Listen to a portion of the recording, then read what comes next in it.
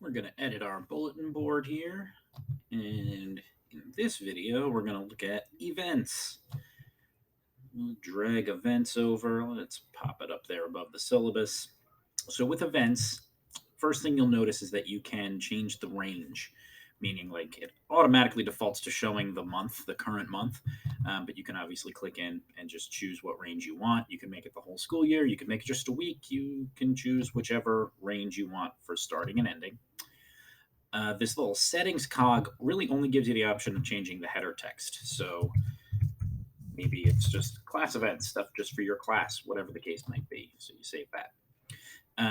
And then the add button is where you actually add a particular event. Now you can make it one that occurs on just a single day, at a particular time, or perhaps it goes for like a week. Again, can have start and end times as well. Or you can make it a recurring event if it's something that maybe happens once a week or something like that. So this time to this time, weekly or daily or monthly on these days. And if it starts on the 5th, it ends after. You've made recurring events before, probably. Those are all the options for it. This time around, I'll just do a single event for that range. Great. And I'll title it Party in My New Office. Yeah. Details. Mr. F. Celebrate his new digs. Great. But obviously, you can put all kinds of details or even a description of the event. I don't know why they separate that, but perhaps you want like a who, what, where, when, how here, and then you want a more detailed description. I don't know. But I'll put something in it just so you can see kind of how that stuff shows up. The location, well, be my office, of course. Great.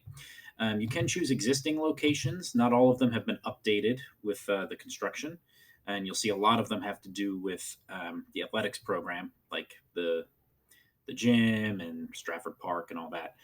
But there are rooms listed, but they do have names which might not match up. I think some of the trailers are still in there, the modulars. So, yeah, that's what's happening there.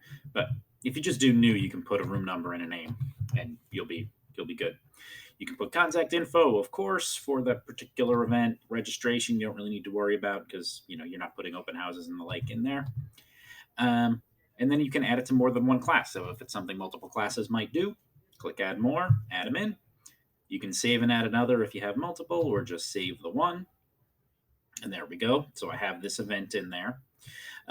You do have some other options, like this little thing is to add series. Like I can make this recurring all of a sudden if I change my mind afterwards. I can edit it, I can delete it. That's what those are. But this one specifically just makes it recurring. So let's go ahead and preview how that looks on my actual bulletin board. Oh, class events, October 5th, party in my office. Help me celebrate. So you'll see that the details section shows up first, and then the description shows up afterwards. So they all show up there. But the description gets hidden until they hit more, is essentially how that goes. And if you have multiple, more than one would show up here. Right now, it's just the one.